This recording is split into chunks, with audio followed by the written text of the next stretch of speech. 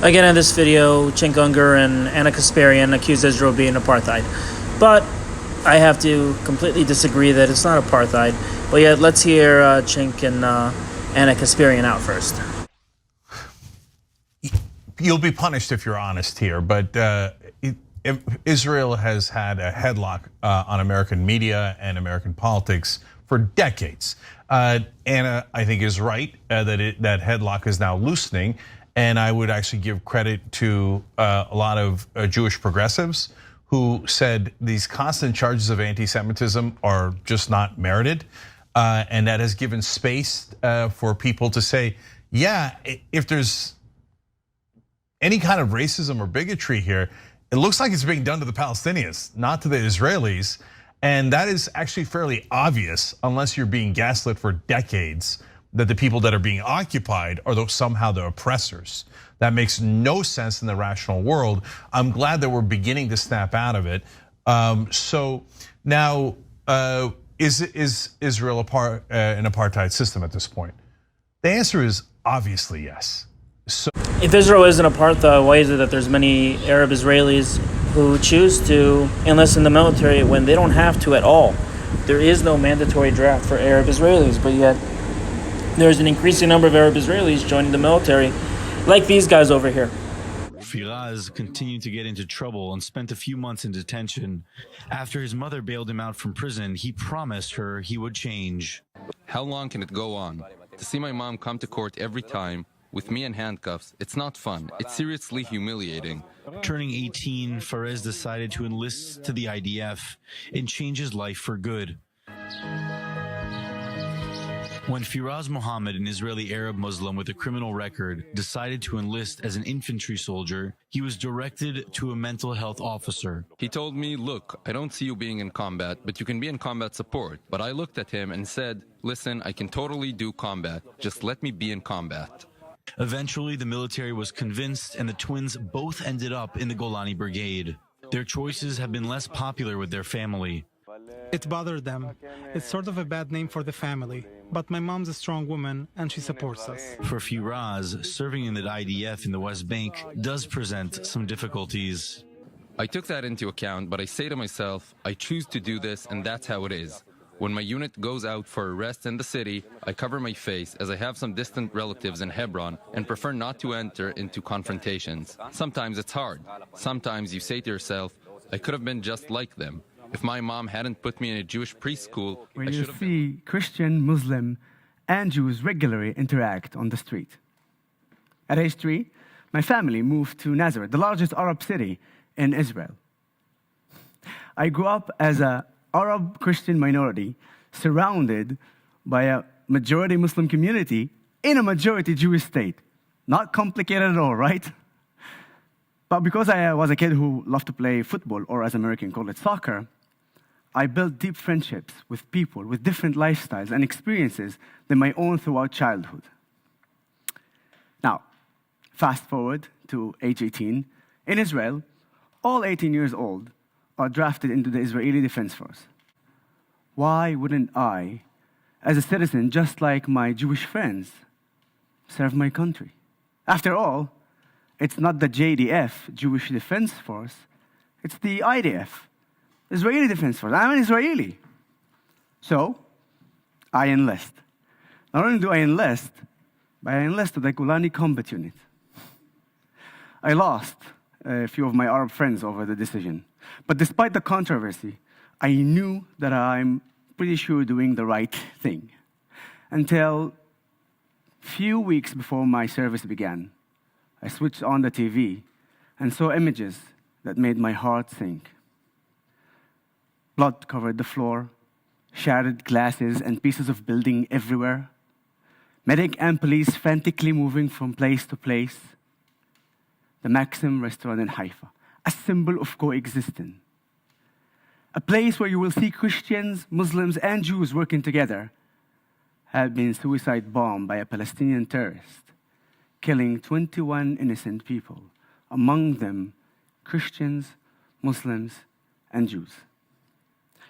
My shock and anger ultimately turned into a solemn confirmation that my imminent service to my country isn't for a particular government, but for the people. Israelis. בדואי מוסלמי שאוהב את ישראל. מוחמד, קודם כל, בוא נוריד את השונאים מהגב שלנו. אני אשאל אותך, מה הבעיה שלך? למה אתה כמוסלמי תומך בישראל? אני לא רואה בזה שום בעיה, דווקא אני אזרח ישראלי, זו המדינה שלי ואני חייב לתמוך בה. אני לא בן אדם צבוע, אני לא בן אדם דו-פרצופי.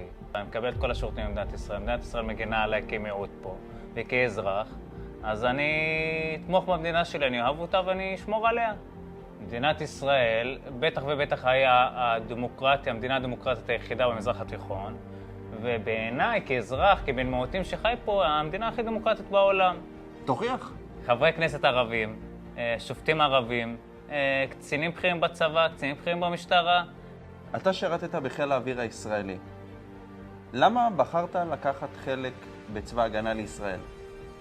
הנה, אתה אמרת, צבא ההגנה לישראל. אני רואה את עצמי כישראלי, אני חלק ממדינת ישראל, אז זה צבא ההגנה גם לעצמי, גם למשפחתי, גם לחברה שאני חי בה וגם למדינה שלי. אותו טיל שיורה חמאס או חיזבאללה וכל ארגוני הטרור אינו מבדיל בין ערבי ליהודי, אין מבדיל ביני לבינך. אבל אני אגיד לך, במדיה אני קראתי ואנשים יגידו שאתה מוסלמי, איך אתה מעז להילחם במוסלמים אחרים, הם אחים שלך? מה אתה אומר לזה? קודם כל מי שהוא טרוריסט ועוסק בטרור ופעיל טרור הוא לא אח שלי. לטרור אין אחים, לטרור אין אבא ואמא. הטרור זה שנאה, זה הרס, זה אכזריות, זה הטרור. אני מוסלמי, כן. אני גאה באסלאם שלי, כן. אני בן אדם שמאמין, כן. אני ערבי שגאה בערביות שלו בזהות הערבית. I'm 21 years old, I'm an Israeli, I'm an Arab, I'm a Muslim, and I'm a proud soldier in the Israeli Defense Forces. I grew up in the Arab village of al-Fahm. I grew up in a country that I was taught to hate, but eventually I fell in love with Israel. I decided I wanted to give back to my country. So even though I am not required to do military service, I chose to enlist in the IDF and join a combat unit.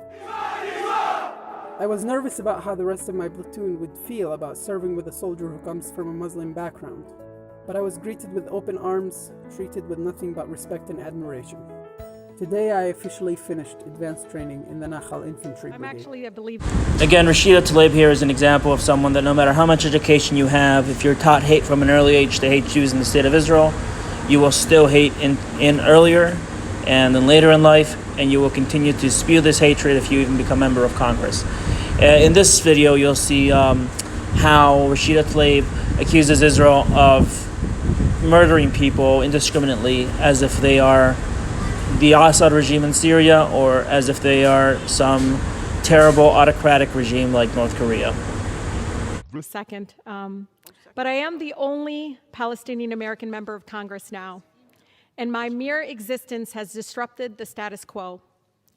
I am so personal for me.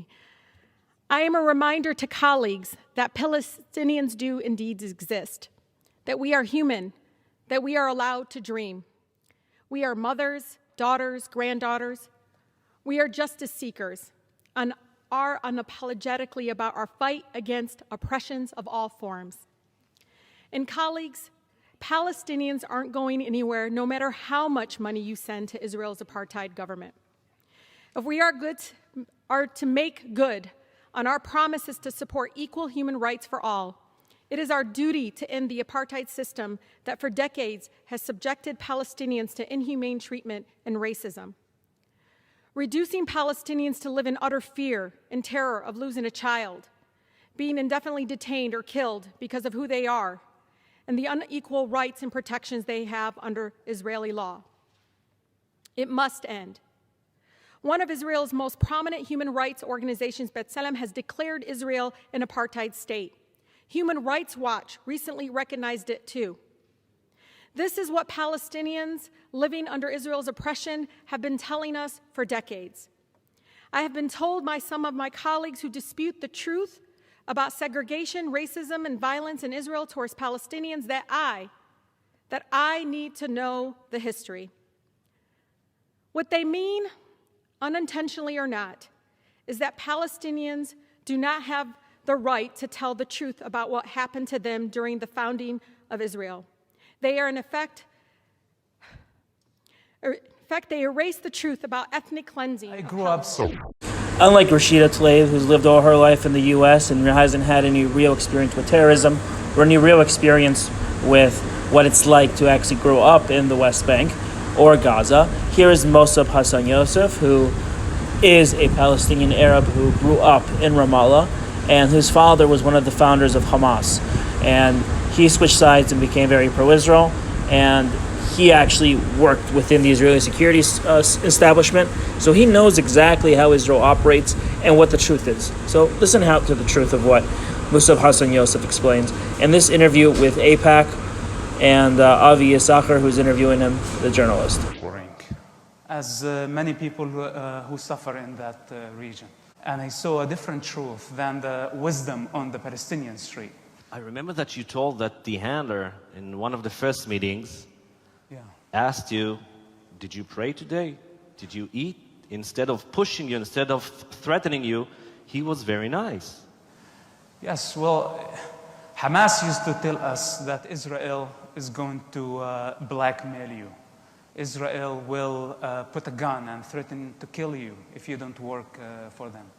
And here I am with, I would say, evil intention. You know, my intention was to kill them, was to take revenge. It was a very destructive idea.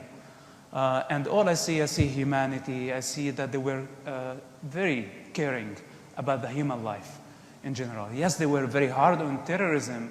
They did not tolerate a terrorist, but in the meantime, the way they looked at Palestinians in general, civilians, we were very careful in all our operations to make sure that civilians were not involved. And that was a different truth. And I needed to understand, you know, and come to a place where I can reconcile with myself.